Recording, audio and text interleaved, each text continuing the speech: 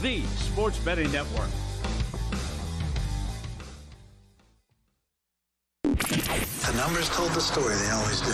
It's one of those idiots who believe in analytics. This is a numbers game with Gill Alexander on VSiN. Good Monday morning to you. It is a numbers game at VSiN, the Sports Betting Network, VSiN.com, Game Plus, iHeartRadio, YouTube TV. However you take us in, we appreciate it. Gill Alexander and my little buddy Kelley Bydlon. Kelley Bydlon. Yeah, Kelley Bydlon. My little buddy Kelley Bydlon. I meant Bydley. Kelley Bydlon, everybody. Producer number 9. So much more than a producer. How you doing, man? I'm doing well. Did you go to say Bydley? Is that what screwed up? I said little Budley. Yeah. And little buddy, and then I tried to say Kelley Bydlon, and it didn't work. Well. So we're off to a flying start. Week's off to a good start. That's right. It's guessing lines for week number 5. Ooh, yeah. That's the first time this year I'll say, wow, we're already at week number 5? Yeah, it's feeling that way. Look back to week 4 in the process. You know how this works. I don't know the lines. I will guess them, and hopefully we can find a whole bunch of value, because last week we found some in some games and others not so much. I think my reactions last week were the Rams should be favorites against the Bears. That was the one that didn't work out, but I did say the Broncos, that's way too many points they're getting, so that worked out. So first reactions are kind of good here. Usually through the years, it works out that way. That's why we do this. Before we get into the week 5 games and look back at week 4 in the process, we always start with Circus Survivor, where, remember, a record 95.5% of entries in a record $14+ million pool were headed into this past weekend. So in other words, only 4.5% of entries remained. 642 left, to be exact, out of 14,266. And Kelley, another big sizable amount go down. 162 of those 642. That's over 25% of the remaining pool. And we still got 2 more games tonight. The Jets, the biggest culprit. 110 of the remaining 642 are gone in all so far in week 4. 162 of those 642 are gone, which leaves us with 480 entries remaining heading into Monday Night Football's doubleheader tonight. Tony Farmer does a great job passing on the Survivor Atlas stats as well. If you are in Circus Survivor, there is only one person left with more than 5 entries. This person has 8. They call themselves NFL Wise Guys, and so far they are living up to the name. They got all 8 through, with 6 on the Bengals and 2 on the Niners. Nobody has 6 or 7 entries. There are 3 people with 5 entries. There are only 58 people with more than 1 entry. And 3 of them have the Lions tonight. And apparently Tony Farmer himself is still hanging on for dear life with his 1 remaining good entry. for him. So good for you, Tony. I'm none of those people. Go. I am just no, wanted to clarify that. I am not one of those people. That ended dramatically last week. With the Bengals, yeah. So good on everybody. 1 person with 8, 3 with 5, and I think after 4 weeks, the fact there are only 58 people with more than 1 entry sort of, again, drives home my point in all of this, which is there is a point of redundancy. Yes, are there 4 people that have more than 1? Excuse me, let me count them up. Yes, are there, more than a few that have more than 1 entry? Yeah, there's only 58 of them. 58 after 4 weeks. So good on them, but again, they're the exception, the big exception to the rule. But good on everybody, and congratulations to all. The actual intrinsic value of each remaining entry as we close this out, Kelley, is? I have no idea. I was waiting for you to give that to me. $29,720.83. My math was off. I was trying to do it in my head over here while we were looking at that graphic, because it was 22 last week. You said 25%. Okay, yeah. There you go. I thought we were going to be over 30. 29 large. All right, let's go to Week 5 National Football. All right, guess the lines. Let's fire it up. Week 5, here we go.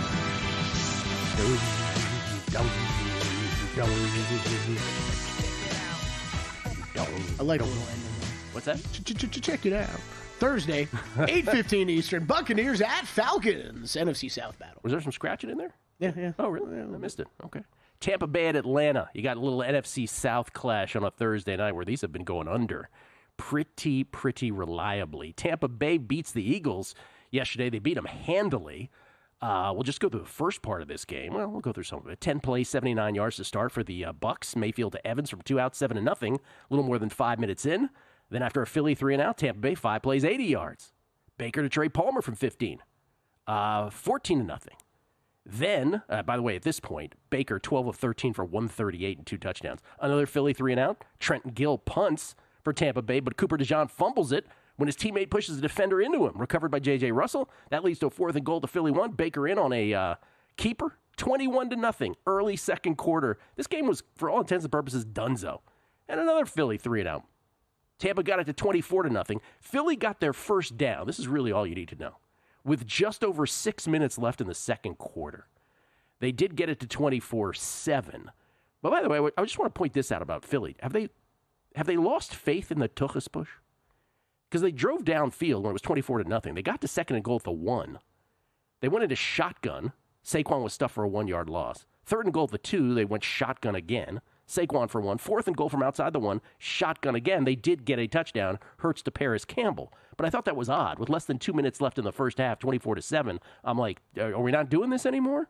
What's going on? Did they score on another one, though? Well, they did, yes. Oh, okay. Later in the third quarter. But I hear you. I get your point. That's yes, right. We used to see that be a regular if at that distance, line up and go for it. Yeah, in the third quarter, Saquon opened it with a 59-yard run, and that eventually led to a touchdown drive where they did 2 Tuchus pushes in a row from the 1. From the 2, one got to the 1-yard line, and then Hurts was in from the 1. So the game actually got cut to 24-14, but the Bucs immediately responded with a 12-play, 70-yard touchdown drive. Irving in from 1, 30-14. And then there was a brief glimmer because the Eagles did the old extra point block return for 2. Kelly Ringo, I don't know how he stayed in bounds. That was awesome. He got it to 30-16, but that was really all happened because Philly at one point did get to the Tampa Bay 19, down 14. Hurts was sacked by Levante David. He fumbled, and it was recovered by Ben Still. Final score was 33-16. Tampa Bay in a pretty handy kind of win, like pretty convincing win, I would say. I mean, 1 point would have convinced me, Kelly, but 17 convinces me even more. Yeah, this was. You know what? I thought I was thinking, man, what a great performance by Tampa Bay watching this. But man, afterwards, now I'm sitting here today, and you're just kind of. I didn't bet it, so I can't sit here and say like it was obvious, but like, man, the Eagles are so banged up right now. Like, I just don't know what all to take away from that, at least on the offensive side of the ball. Obviously, you letting Baker Mayfield go, throw all over you again. Baker continues to impress this year. I wanted to ask you on the kicker. The kicker tackle, is that just a kicker being a kicker? Did he think he clearly shoved him hard enough to go out of bounds? Or was it like, dude, you got to sell out for that more? Yeah, absolutely. Yes. Yeah, the like last one for sure. Above, right? But it still was amazing that he stayed in bounds. I know, I'm with you. We're talking more about Tampa Bay here, though. They're at Atlanta, you said. Atlanta beats the Saints in an NFC South game where Atlanta just kind of stole this victory. Am I allowed to say that? Bradley Pinion punting to start for the Falcons. Rashid Shaheed tries fielding it over his head at the 4-yard line. Muffs it. Kaderil Hodge recovers it in the end zone, 7-0 Atlanta, less than 4 minutes in. That was incredible. Can I just say this once again? What happened to the fundamental rule that you plant your feet at the 10-yard line and anything over your head, you just let go? If it happens to stay in the field of play, oh well, that's the worst that can happen. Yep. You're not going to turn the ball over. Instead, Shaheed makes the first big error for Atlanta. For New Orleans, and Atlanta goes up 7-0. New Orleans did answer with a 9-play, 70-yard drive. Taysom in from 2 to make it 7-7 in the first quarter still. Then Cousins, 2nd and 3 at his own 44. He was picked by Paulson Adebo. No receiver in sight. That led to a short 53-yard drive for the Saints. Taysom was in from 5, 14-7 Saints early second quarter. Taysom would later leave with an injury not to return. Young Koo would close the gap to 14-10.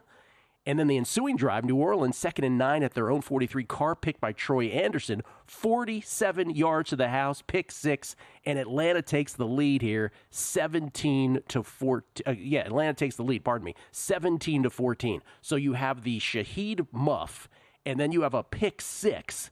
Those are 14 of Atlanta's 17 points at this point to lead at 17-14. It was a field goal fest for a while, 23-17 Atlanta. Then New Orleans, I want to ask you about this if you had a problem with this. It's 23-17 Atlanta. We're in the fourth quarter. 4th and goal at the Atlanta 7 with 4 minutes and 1 second to go. Mm-hmm.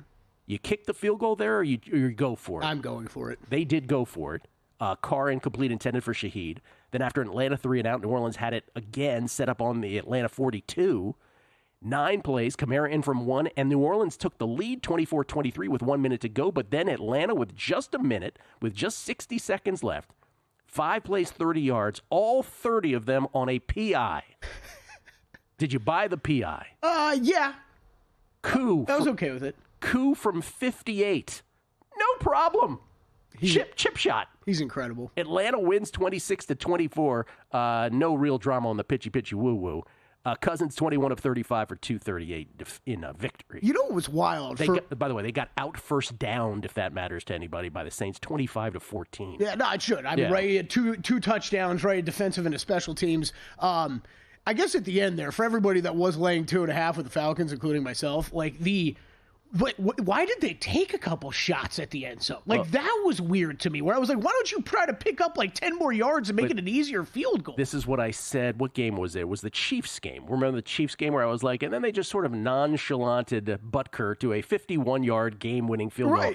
This was not quite the same thing because I think they were having more trouble moving it. But 58, yeah, sure. Are we at that point in the NFL? We're just incredible. So confident from that distance with Koo that they're like, you know what? Let's take a shot at the end zone. Sure. Indoors, it feels like 58's a chip shot. Wild. Yeah. I'll say Atlanta minus 2.5. I can't give them the full 3 because they did kind of steal that. Tampa Bay looked good yesterday. You are all over it, my friend. 2.5 across the board, every single shop I'm looking at. All right. That's Thursday Night Football. We'll see if it's another slugfest. In my slugfest, I mean under. What's the total in that game, by the way? 43.5. 43.5. All right. So what we do, we look back. We try to find value. None there on the side, in my humble opinion. Guessing lines for Week 5 right here in a numbers game at VSiN, the Sports Betting Network. Coming back. Time. There's nothing more valuable. It's what drives everyone to make the most of every moment. We celebrate living large in the now. In a city where time disappears, we create experiences that electrify the soul and memories that will last forever. We go big. We go all night. And here, everyone is invited. So get loose and get loud. This is Circa. You'll have the time of your life. Coming up Monday on Follow the Money, a big Monday Night Football doubleheader. We recap a wild weekend, college and pro football, look at the openers with Nick Bogdanovich, and set the scene with the MLB playoffs. Follow the Money weekdays, 4 to 7 Eastern on VSiN, the Sports Betting Network. Want to see who at VSiN is on a hot streak? Go to VSiN.com/picks to see all the selections and weekly leaderboard of VSiN hosts, writers, and guests. Become a VSiN Pro subscriber and get every pick sent to your inbox daily. Just head to VSiN.com/pro. VSiN is thrilled to introduce a new VSiN.com tailor-made to the evolved needs of today's sports bettors. Our upgraded navigation streamlines your journey, allowing you to swiftly access articles, videos, and podcasts. Whether you're tuning in live or catching up on your favorite shows, everything is just a click away. VSiN.com guarantees a fluid and responsive experience across all devices, ensuring you stay connected wherever you are. We have enhanced tools such as our betting splits and expert picks, and introduce innovative features like parlay and odds calculators, all designed to make you a sharper bettor. Our How to Bet section is perfect for beginners, covering the fundamentals, while seasoned bettors can delve into our advanced betting strategies for the competitive edge you've been looking for. Sign up for free on VSiN.com or become a VSiN Pro subscriber, where you can unlock unlimited access to every tool, expert picks, and insight that make VSiN the sports betting network.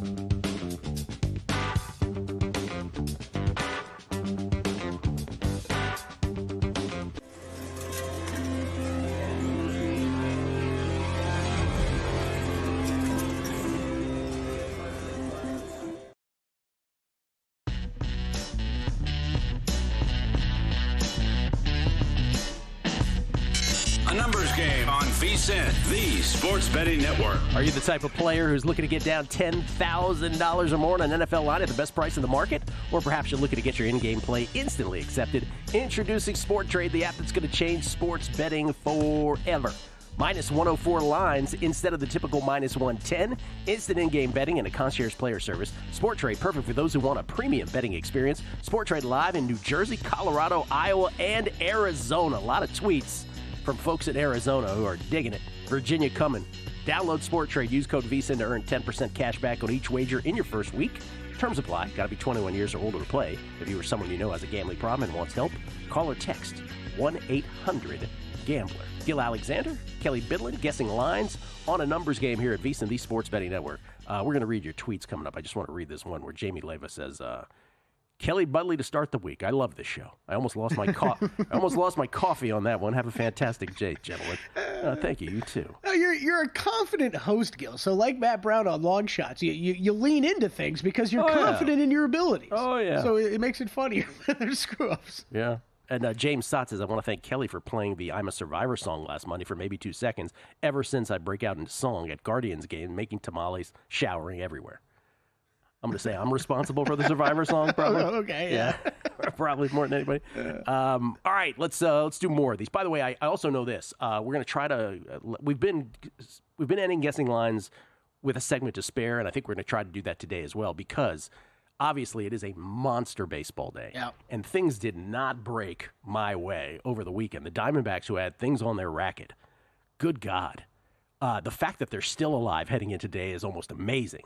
But the story today, again, there is a Mets-Braves doubleheader. We have the American League set up, but there's the season is over for everybody except for the Mets-Braves doubleheader today, where if the Mets and Braves split, the Mets and Braves are headed to the postseason.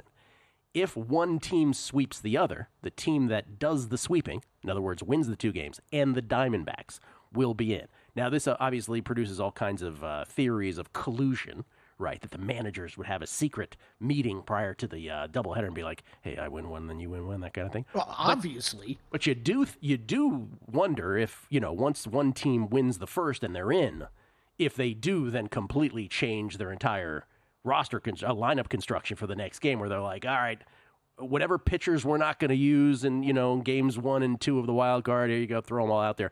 So the Diamondbacks are behind the old proverbial 8 ball today, which is bad for me in 2 ways. One, because I have the Diamondbacks in a couple or a few World Series matchups, and the Braves to miss.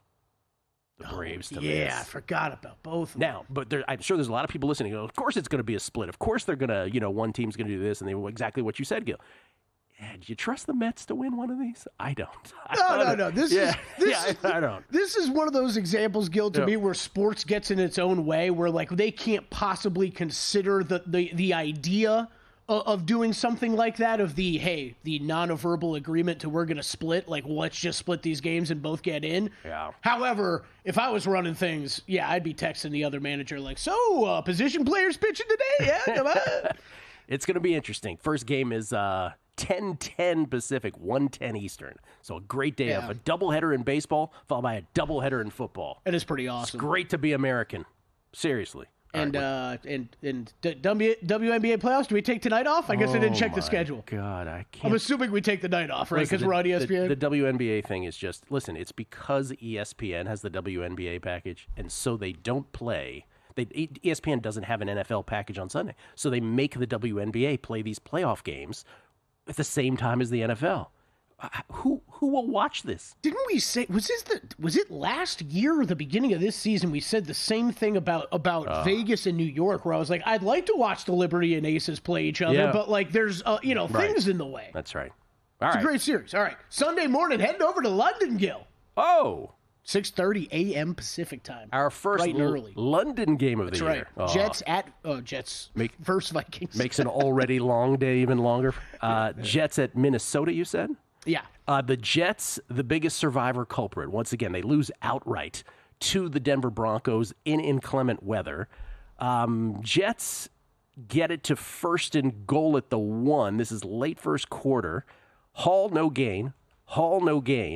Rodgers incomplete. False start. Zerline, 23-yard field goal.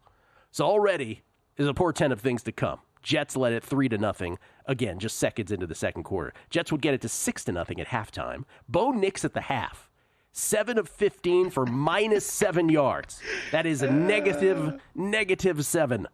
The Broncos were 0 of 7 on third down. They had 1.8 yards per play. 1.8. By the way, the Jets fans don't feel that great about that. Rodgers was 8 of 16 for 81, and the Jets only had 2.8 yards per play. And were 2 of 10 on third down. This was just awful. Third quarter, 6-0 Jets. Denver all of a sudden wakes up after the team's trade punts. Denver, 11 plays, 87 yards, took 5:27 off the clock. Nix to Sutton from 8 out, earlier to Sutton for 29 on 3rd and 11. 7-6 Broncos, 3:08 left in the third quarter. Then the Jets on a drive during which Alan Lazard was flagged for doing a double gun celebration. Did you see that when he was sitting? He was in a seated position, and he just did a double gun thing. I just got flagged by the NFL, by the way. Well, we've had 2 of them this season now, right? Like, just stop making gun gestures. But, yeah, it was so bad, though. They flagged that. And they settled for a Zerline 40-yard field goal, 9-7 Jets. Early fourth quarter, Lutz would counter with a 47-yard field goal. It was 10-9 Denver. Then the Jets would punt it after Peyton was out of challenges for the Broncos because he had a stupid challenge earlier.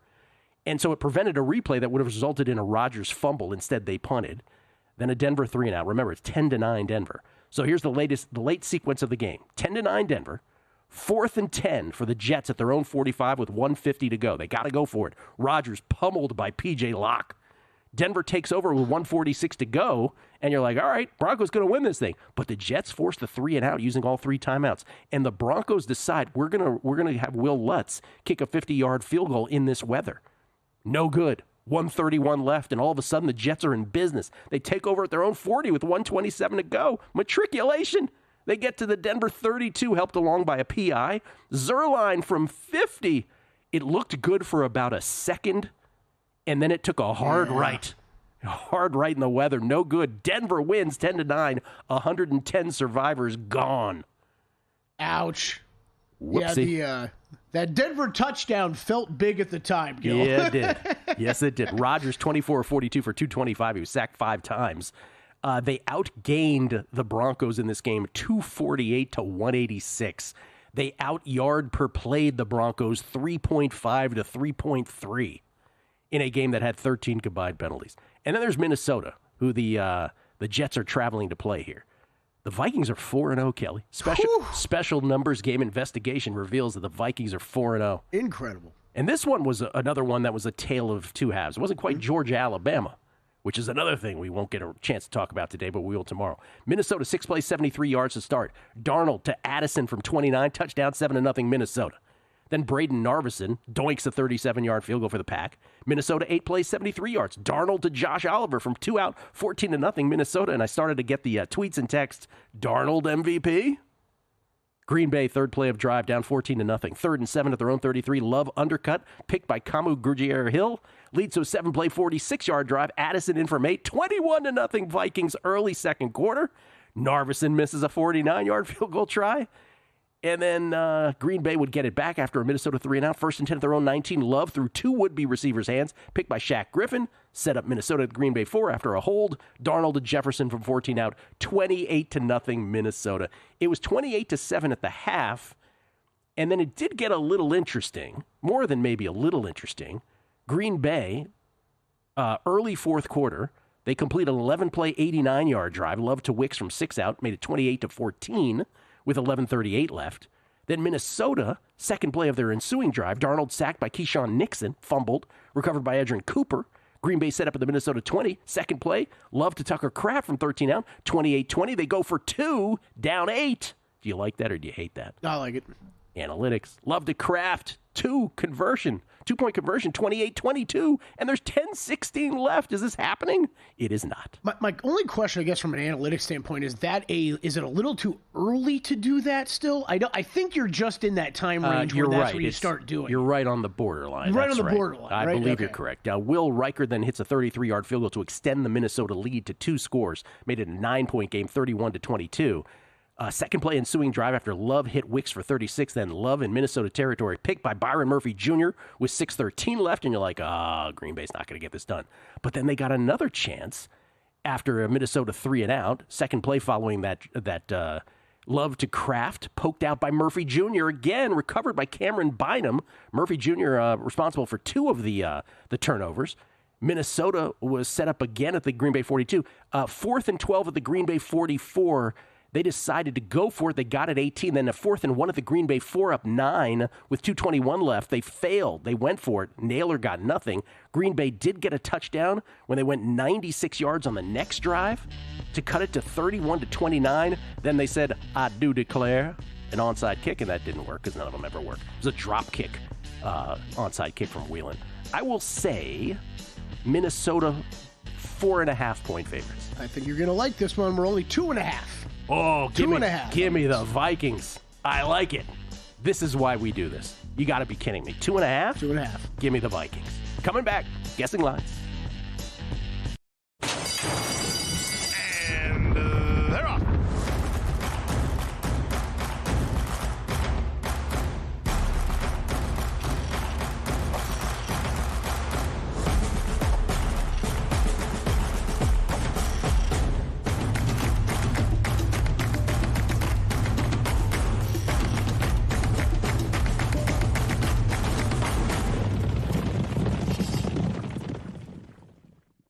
VSiN's got you covered for the start of the season with our football special. For $175, you'll get access to everything VSiN has to offer. With VSiN Pro, you'll receive daily picks straight to your inbox, detailed analysis on every game, and exclusive data like our betting splits to help you become a sharper bettor. Get all of this for just $175 through the Super Bowl. Or try a monthly subscription and get your first 30 days for only $9.99. Don't miss out on this offer. Sign up now at VSiN.com/subscribe.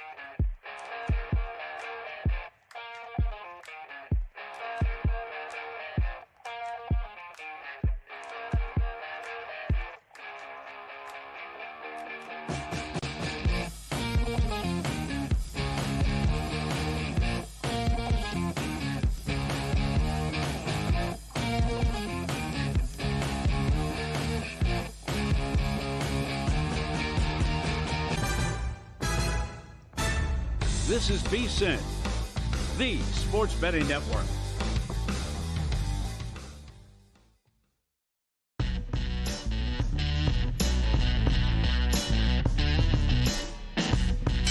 A numbers game on VSiN, the sports betting network. Back on a numbers game. I just noticed something new on that promo that we've run like maybe a million times. There's like numbers going at the bottom of that. Yeah. Never noticed that. Rob Moreno's pretty good at his job. Oh, Roberto Moreno. We get tweets at Beating the Book. By the way, Gill and Kelley here on a numbers game. Let's see. This is from Oweraj. I don't know how I don't know how you pronounce that. Help me, Gill. I'm feeling hopeful about the taco holders, and it's been so long I can't process it. What do we do? Oh, I got so many of these. Scott Hansen asked on Red Zone yesterday, who's the happiest fan base? And he's like, it's got to be the Commodores, right? He didn't say Commodores, you know what I mean? And I'm like, 100%. And I know Minnesota and other teams that are undefeated are like, oh, it's us. You guys go to the playoffs all the time.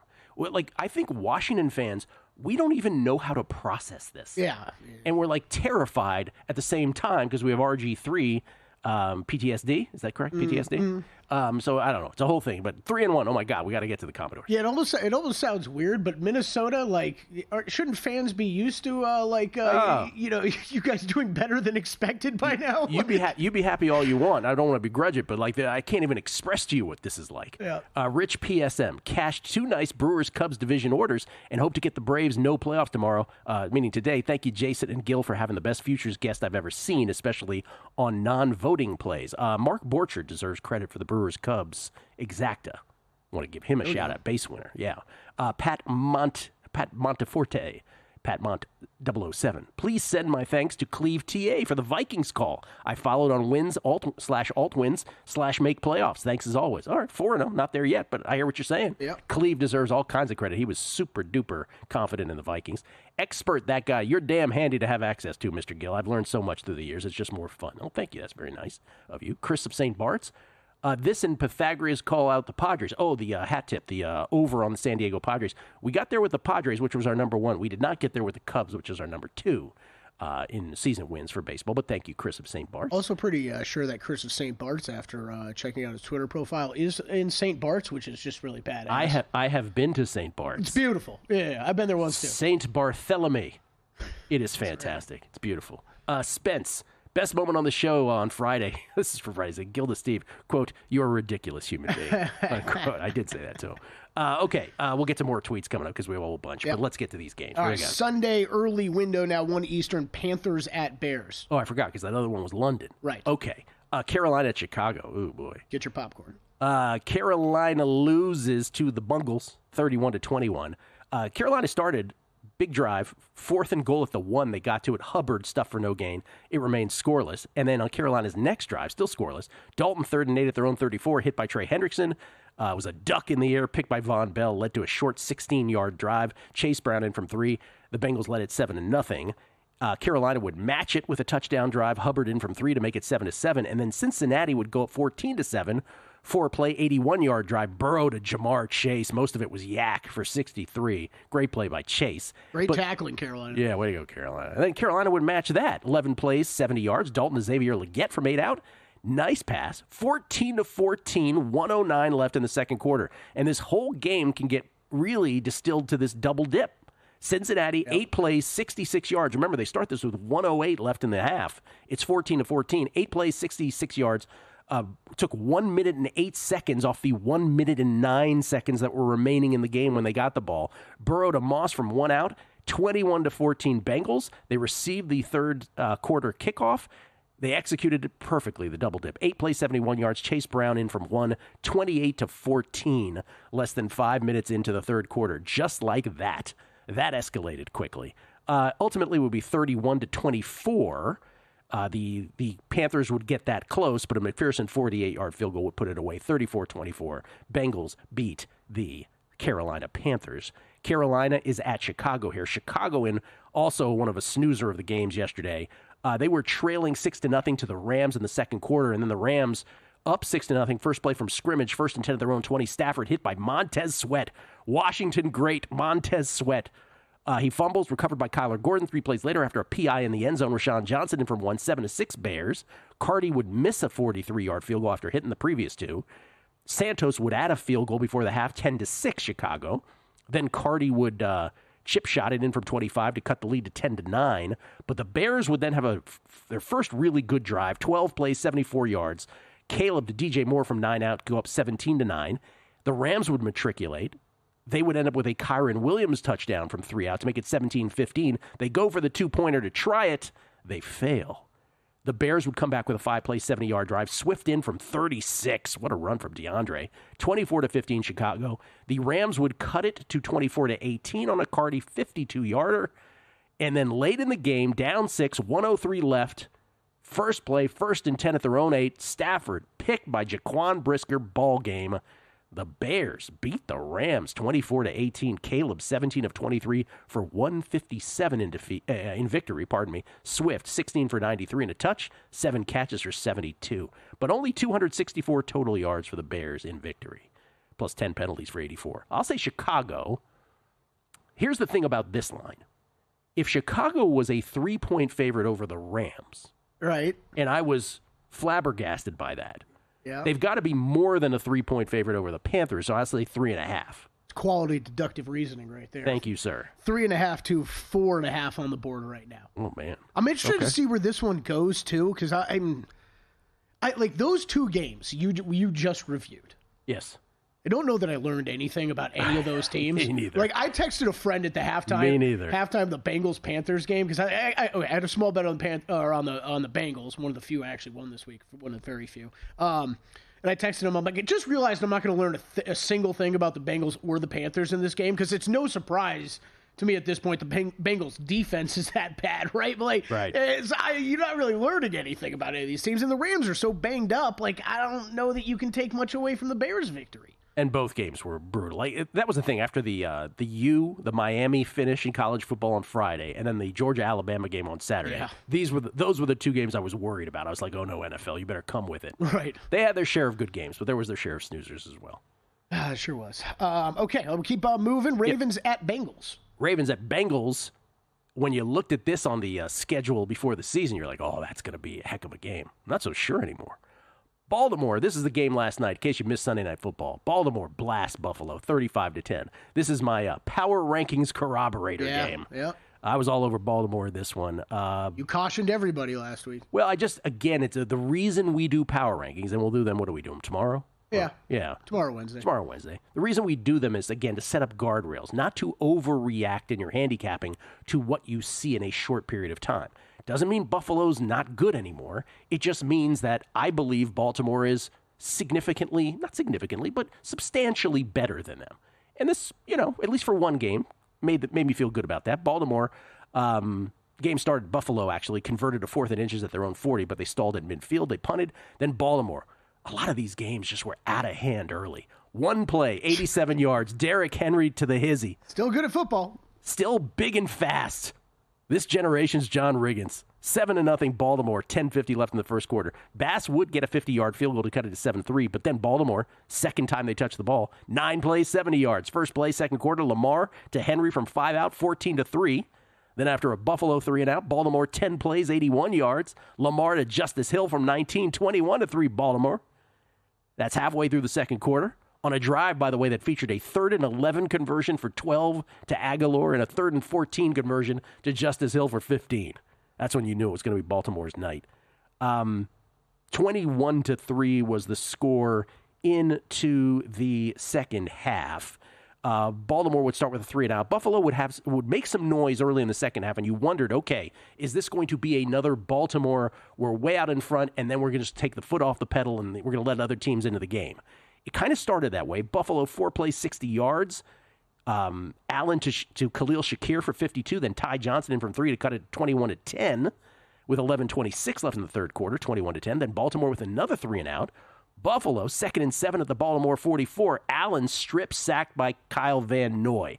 And that was kind of the play that put to rest those fears, I think, for the Ravens. Hamilton recovered it. Henry with a big 25-yard gain, then 3 plays later on 3rd and 7. Lamar to Hill, who broke 2 tackles. It was a great catch and run. Next play, Lamar in from 9, 28-10 Baltimore. Bass would miss the 45-yarder. By the way, after Allen sort of arrogantly took a sack by Odafe Owe, the first play of the fourth quarter. Remember, Josh Allen made this unbelievable play earlier in the game where he was rolling out to his right, and then right before he went out of bounds, he hit Shakir for 52, right before the Ty Johnson touchdown. And so I feel like he's gotten in the mode where he's like, I can make these plays every single time. And it was just bad. Henry, 39-yard scamper after that. A few plays later, Henry on the way in, fumbled, Ricard recovered in the end zone. Everything was going Baltimore's way. It's 35-10. The Bills waved the white flag. They waved the white flag from there. They actually punted. They put Trubisky in. Lamar, 13 of 18 for 156, also 54 yards on the ground. Derrick Henry, 24 for 199 in a touchdown and a 427 to 236 total yards advantage for the Baltimore Ravens. We already talked about Cincinnati. I will say Baltimore by 3 on the road. Yeah, it's heading that way. 2.5 most places right now. A couple threes out there, though. It's got to be the full 3. Come on, people. But if it's 2.5, I might grab it. Coming back, looking for value. Week 5 NFL right here. Guessing lines, numbers game, VSiN, the Sports Betting Network. In the heart of downtown Las Vegas, a sports oasis awaits. Stadium Swim, the ultimate outdoor amphitheater, built for the ultimate sports fan. With a colossal screen that brings the game closer than ever. Reserve a daybed, private cabana, or lounge in the center of it all. 6 pools to dive into as the game heats up. And the best part, there's never an off-season. Open 365 days a year. Stadium Swim, it's always spectator season. Looking for the ultimate sports betting podcasts? VSiN has got you covered. With a wide range of podcasts covering every major sport, we're here to help you make smarter bets every season. The Baseball Betting Show with Greg Peterson gives you daily insights into finding value on each day's MLB card. And check out Long Shots, where we deep dive into the world of golf betting, providing you with expert insights to help you bet every tournament. Find all of these podcasts and more at VSiN.com/podcasts or your favorite podcast platform.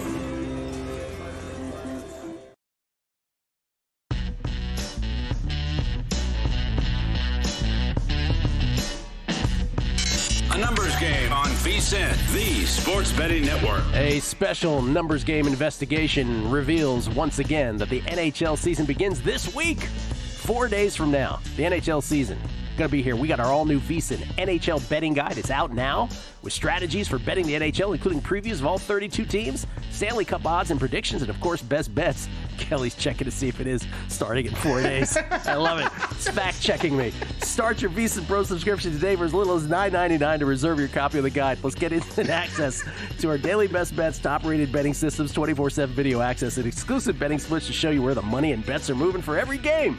Don't miss our must-have NHL betting guide, packed with key insights and data for both avid hockey bettors and those new to the sport. Adam Burke did a great job with this. Sign up for just $9.99 for your first month at vsin.com/subscribe. That's VSIN.com/subscribe. It's great doing this show because no matter what comes out of my mouth, Kelly's like, let me see if he's lying to everybody. Okay, that's part of my job, okay, is to double-check things I'm unsure about. Although, what is this? What is this global series? This is what it starts with?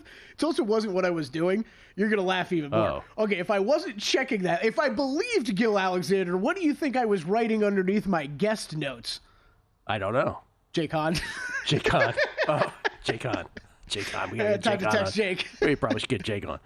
This is we get tweets at Beating the Book. Big OATX said this last year. It remains true again. Always talking about the Megapod. He says, I think Drew Dinsick is the best Megapod guest every year. Love the analysis and reasoning for each bet. We also had a little seismology talk with Drew on the Megapod as well. I love talking seismology. Oh, seismology. Bernarachi at Burner. He says, to paraphrase Gill, Stevie effing Luckbox. What he's referring to is Steve was on the Miami Hurricanes on he not only was on it, he had them on the money line. Yeah, he laid like a ridiculous number on the money line. And, of course, they reversed the replay to have it in Miami's favor. At Hanky Dory, see what he did there? Not Honky Dory, but Hanky Dory. He says, if Todd Wishnev had his own Megapod, would he interrupt himself? -440, yes. That's probably low. This is from Teasers Parlays. Gilly, sorry I'm late on this, but Tigers! Thank you, Gill, and have enjoyed the fun baseball season. Yes, we may not get the Braves miss in, but we certainly got the Tigers make in at +450. Mizzou Soldier, James Fessler, he says, I'm pretty sure Gill conjured up that Virginia Tech Miami finish Beetlejuice style by calling Stevie a luckbox on a numbers game on Friday. That's very true. Yeah. I guess I don't really know what the group think is here, but so I didn't see this live. I saw the replay, and it's like the slow motion replay. I thought it was the correct call, and I didn't really see how you could have clearly said it was a clear catch.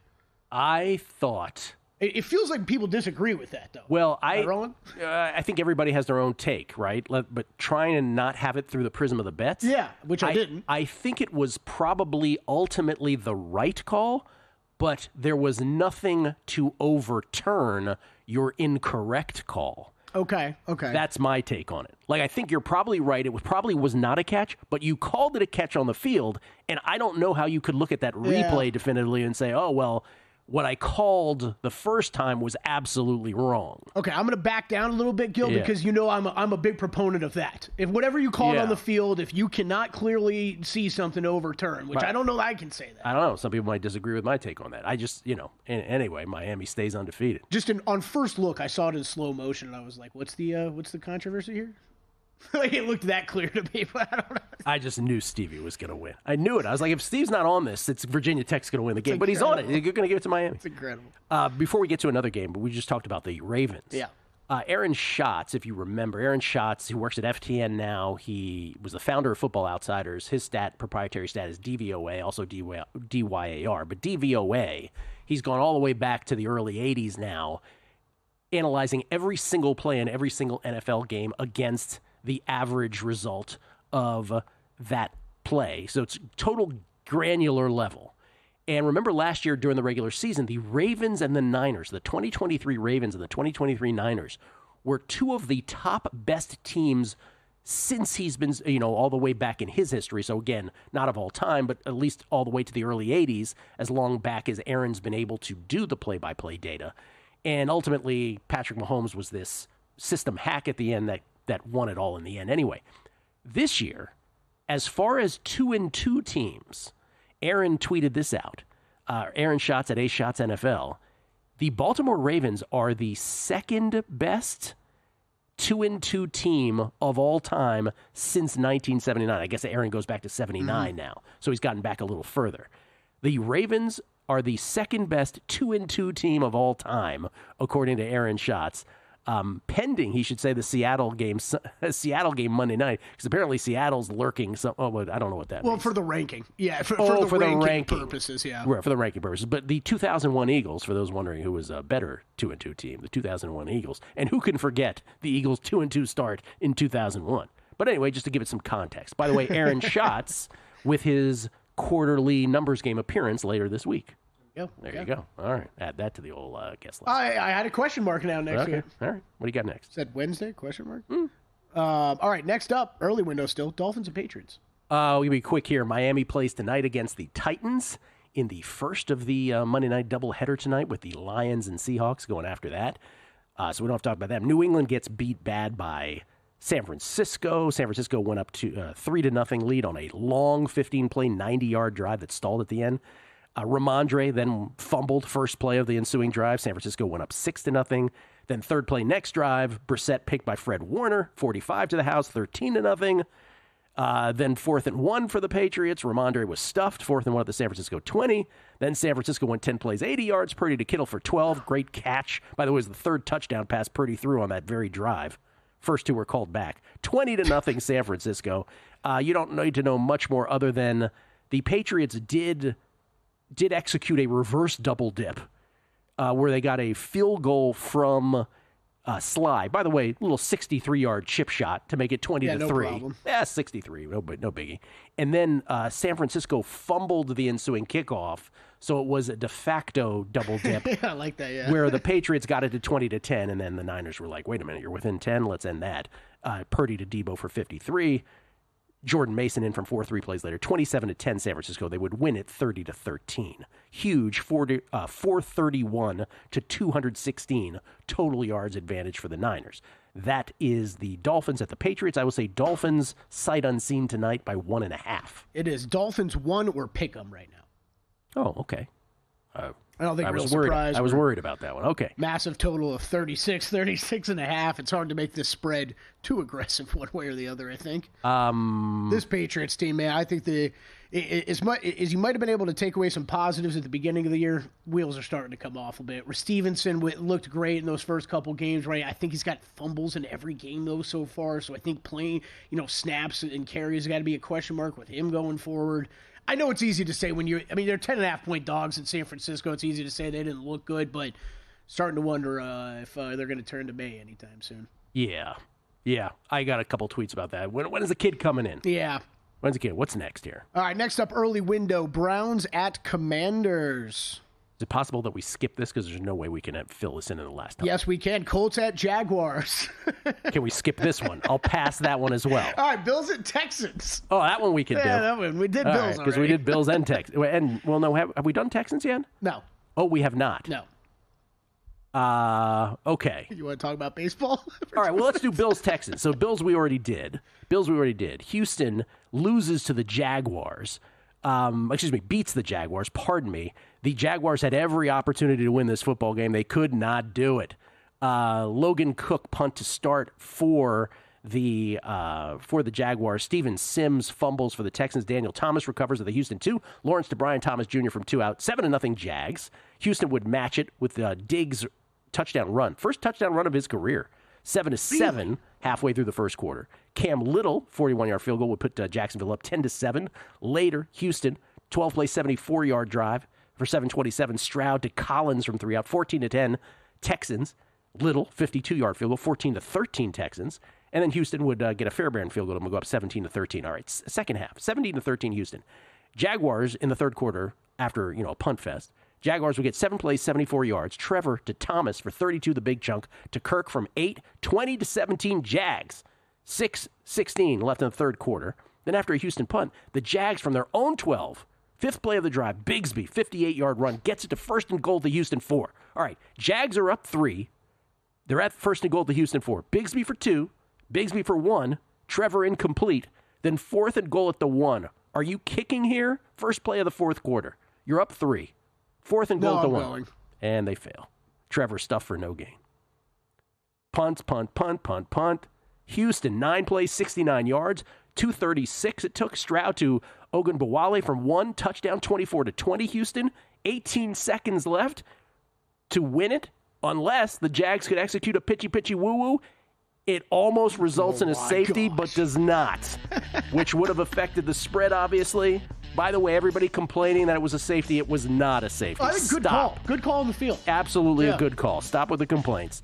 I will say Houston is a 3-point favorite hosting the Bills. Okay, this has swung a couple times. Right now, we are Bills one place. I see Texans 1.5 another place. Stop it with the Bills being favored in this. Come on. Stop it. Give the Texans their respect.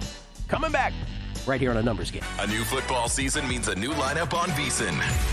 Start your day with sharp betting analysis on the